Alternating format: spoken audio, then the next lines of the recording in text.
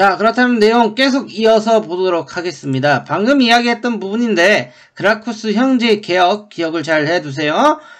쓸 수 있어야 됩니다. 자, 로마 카르타고의 전쟁, 포에니 전쟁이라는 거. 그 다음에 이 포에니 전쟁 이후에 로마사에 문제점이 발생하게 되는데 곡물 가격, 그러니까 쌀이라든지 뭐 콩 등이 그 가격이 폭락을 해서 라티푼디움이 발생을 했고, 이 라티푼디움 발생으로 인해서 자양 농민층, 일반 농민층이 몰락을 하게 된다는 거 기억을 해두시기 바라고, 이러한 문제점을 해결하기 위해서 그라쿠스 형제가 개혁을 실시했어요. 자양 농민층을 육성했고 빈민 구호를 위한 개혁을 시도했으며 토지개혁, 그 다음에 원론의 세력을 약하기 위한 정책을 실시합니다. 하지만 이 모든 것은 원론의 반발을 샀기 때문에 결국 실패로 끝나게 된다라는 것까지 알아두시기 바라겠습니다.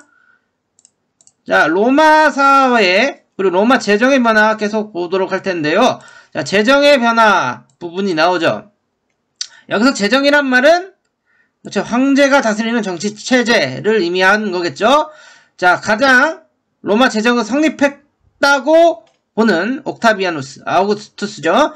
자, 안토니우스와의 대결에서 승리를 하게 됩니다. 이 붙었던 해전의 이름이 뭐였죠? 그렇죠, 악티움 해전. 악티움 해전이었죠. 자, 여기서 안토니우스와 클레오파트라의 연합군을 격파하고 결국 로마의 최종 승리자가 된다라고 했습니다. 자, 솔직히 이 옥타비아누스는 황제가 되고 싶은 마음은 없었어요. 나는 그냥 단지 제1의 시민일 뿐이다 라고 했지만 어쨌든 이때부터를 실질적인 재정이라고 보고 있습니다. 자, 그 다음에 뭐 뒤에 황제가 꽤 많아요. 옥타비아누스 이후에 뭐 오현제 시대라든지 네로라든지 황제가 많지만 대표적인 이 세 사람만큼 기억을 해두시기 바라겠습니다. 자, 로마 사회가 약간 좀 무너져 내리고 있을 쯤 이제 디오클레티아누스라고 하는 황제가 등장을 하게 되죠. 이 황제의 가장 대표적인 정책이라면은 제국을 4개로 나누어서 다스렸어요. 사분할 통치라고도 부르는데, 자기가 가장 중요했던 동방 지역을 맡고 일단 서방과 동방으로 나누거든요. 그 다음에 이걸 또 쪼개요. 남북으로. 자기가 가장 중요한 지역을 다스리고 나머지를 부황제 3명에게 나누어 줬던 거죠. 그러니까 디오클레티아누스가 정황제고 부황제가 3명. 이런 4명의 황제가 다스렸던 제도, 이제 사분할 통치라고도 부릅니다. 자, 그 다음 디오클레티아누스에 이어 로마 사회를 변하게 했던 가장 유명한 황제가 등장하는데, 이 황제는 또 기독교의 역사에서 굉장히 중요했던 황제죠. 왜? 뭘 공인했기 때문에? 그렇죠. 기독교를 공인했기 때문에. 이 기독교가 예수가 창시한 종교인 거는 모두 다 알고 있을 겁니다. 기독교를 공인했었던 황제 콘스탄티누스, 그리고 비잔티움으로 천도를 했죠. 비잔티움의 다른 이름이 뭐였죠? 콘스탄티, 길었죠. 이 콘스탄티노플은 이때만 등장한 게 또 아니었죠. 여러분들 내 수업 잘 들었으면 기억하고 있을 거예요. 십자군 전쟁 때도 나오고 비잔티움 제국할 때도 나옵니다. 콘스탄티노플 혹은 콘스탄티노폴리스라고도 부른다라는 거. 자, 다음, 그렇다면 이제 중세로 넘어가 보도록 하겠습니다. 자, 프랑크 왕국부터 시작을 할 텐데, 물론 프랑크 왕국 이전에 이제 민족 이동이 나왔어요. 근데 그 민족 이동은 뭐 굳이 외울 필요까지는 없어요. 뭐 서고투족, 동고투족, 뭐 반달 이런 민족들이 등장하는데, 우리가 좀 더 알아둬야 될 민족은 바로 프랑크족, 프랑크 왕국입니다. 특히 프랑크 왕국이 다른 게르만 왕국보다 오랫동안 번영을 했었는데 그 이유를 꼭 기억을 해 두시기 바래요. 쓸 수 있어야 돼요. 특히 3가지 이유가 나오는데 이 3가지 이유 중에서 2가지는 진짜 정확하게 쓸 수 있어야 됩니다. 자, 원 거주지로부터 이동거리가 짧았고 원 거주지를 버리지 않았다. 그러니까 고유의 문화를 유지한 채 세력을 조금씩 확장을 했던 것이죠. 이게 장점이 뭐냐면은, 다른 게르만족들은 자기 원거주지 버리고 나서 거기서 새로운 문화에 적응하는데 너무나 오래 걸렸어. 그러니까 반발심도 있었고, 그래서 오래 버티지 못했는데 프랑크 왕국은 원 거주지를 버리지 않았기 때문에 오랫동안 번영할 수 있었다. 또한 그리스도교, 기독교죠. 기독교를 수용했기 때문에 로마 교회와도 트러블이 별로 발생하지가 않았어요. 그리고 더군다나 로마 교회를 이때 이곳에 살고 있었던 사람이 많이 믿으니까 이 사람들의 지지도 확보를 하게 되는 것이죠.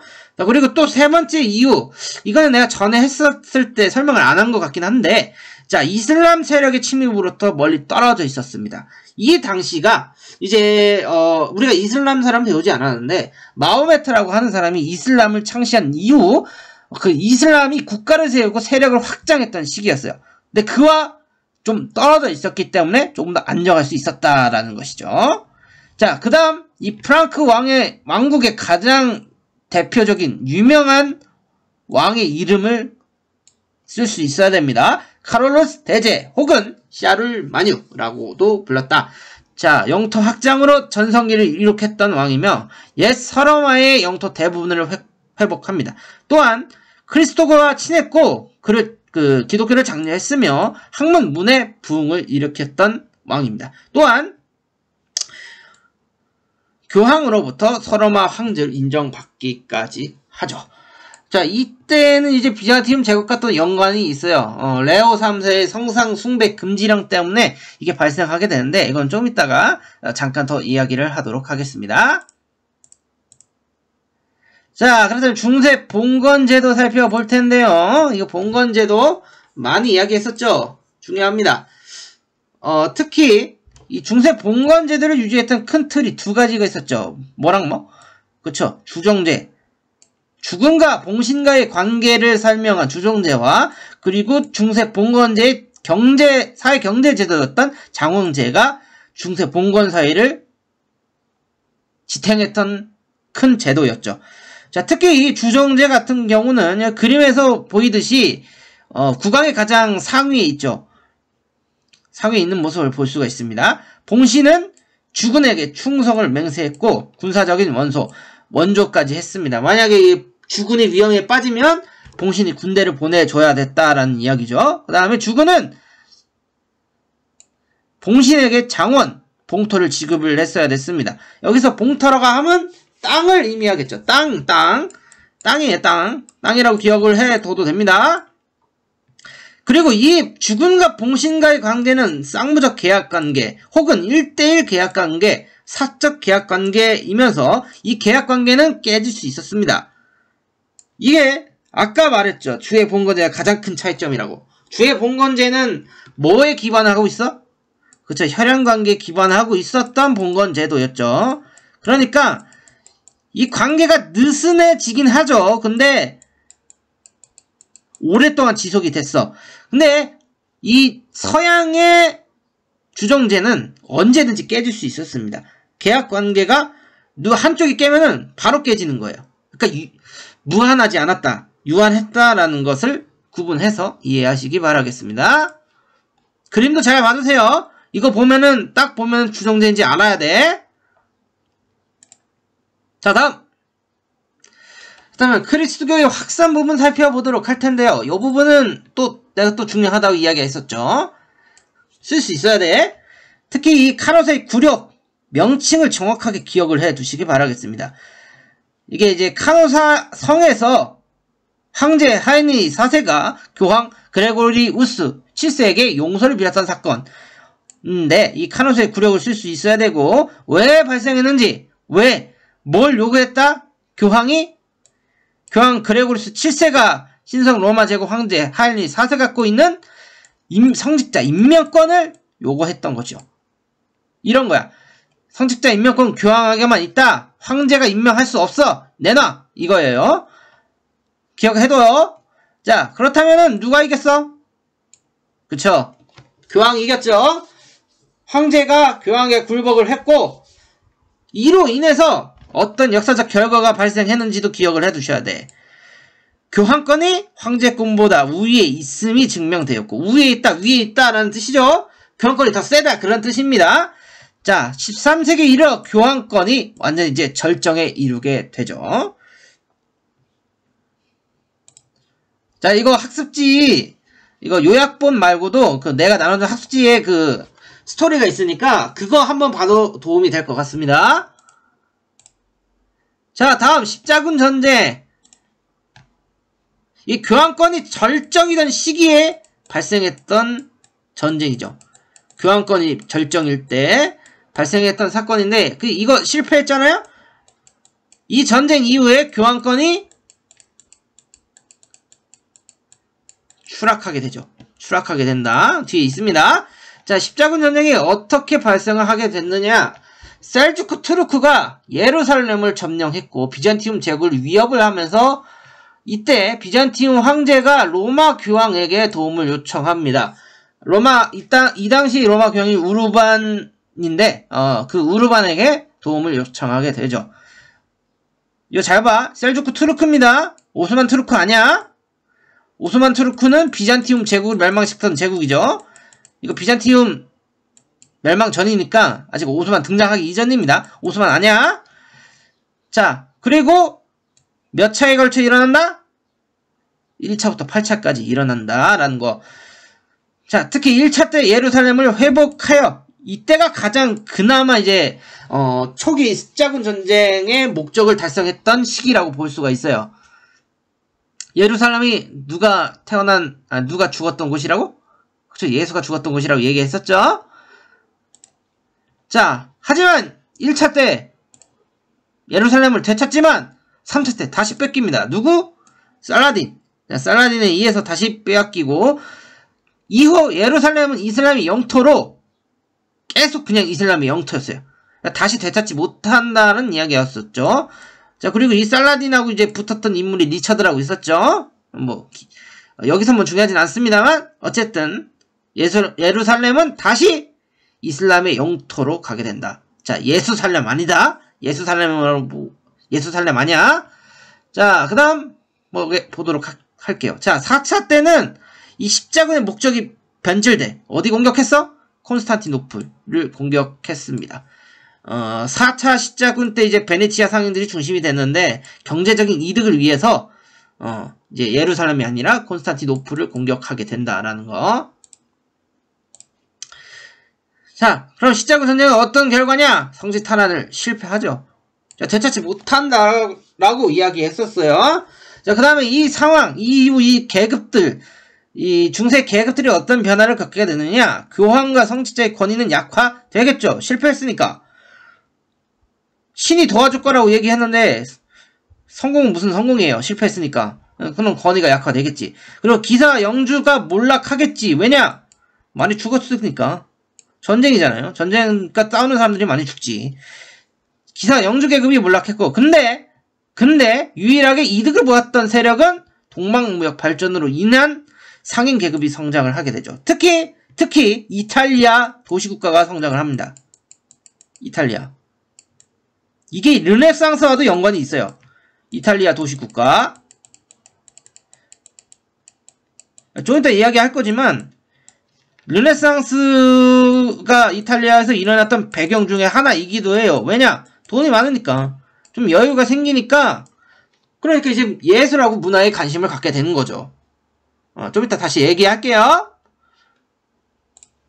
자, 십자군 전쟁이었습니다. 자, 그 다음에 백년전쟁. 백년전쟁은 이름 그대로 영국과 프랑스가 100년, 그러니까 116년 동안 치고받고 한 전쟁이죠. 전쟁 원인이 뭐냐? 프랑스의 왕위 계승권 문제. 자, 프랑스 발로아 왕위 계승권 문제에 이제 영국 왕실이 개입을 하게 된 거지. 물론 이 목적만 있었던 건 아니죠. 자, 가스코니와 플랑드를 둘러싼 경제적인 문제 때문에도 발생을 했던 건데, 이 가스코니에 뭐가 잘 나온다고? 포도주. 이게 또 다른 이름으로 아키텐이라고도 하는데, 가스코니라고 기억을 하시면 될 것 같아요. 포도주. 이거 문제라도 했었잖아, 골든벨. 자, 그 다음에 플랑드는 뭐라고? 양털입니다, 양털. 양무라고도 부르죠. 이런 경제적인 문제 때문에 발생한 전쟁이기도 해요. 자, 전쟁 과정에서 초반엔 누가 유리했어? 그늘까지 보여줬었죠? 장군병들을 앞세워서 영국이 유리했었습니다. 이게 영상도 보여줬으니까 기억날 거예요. 근데 결국 프랑스 잔다르크가 등장을 하게 되면서 전세가 프랑스로 기울게 되고 결국 프랑스가 전쟁에서 완전히 승리를 하게 됩니다. 프랑스 내에 있었던 영구의 영지가 일부 지역을 빼고 다 프랑스 영토가 돼요. 그러니까 프랑스가 이긴 거야, 한마디로. 자, 이 100년 전쟁 이후에 프랑스는 중앙 집권 국가로 발전을 하게 됩니다. 자, 그렇다면 영국에서는 어떤 일이 발생했느냐? 영국에서는 패배 이후에 두 가문에 의해서 내전이 발생을 해요. 근데 여기서 이 장미라는 이름이 붙었던 이유도 설명했었지. 이 가문을 상징했던 색깔, 그 장미 색깔이 달랐거든.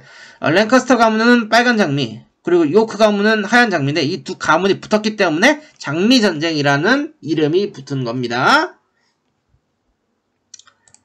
자, 그 다음 이게 바로 이제 초반에 왕위 계승권 문제와 관련됐던 부분이에요. 영국 국왕 에드워드 3세가 필리프 6세에게 왕위 계승권을 요구했던 거죠. 이거는 또 복잡한 스토리가 있는데 뭐 거기까지는 알 필요는 없을 것 같고. 그리고 잔다르크 여부 수행평가로 가장 많이 했던 인물입니다. 자, 프랑스 왕위 계승 문제를 두고 영국과 프랑스가 벌인 전쟁에서 프랑스를 승리로 이끌었던 프랑스의 영웅이죠.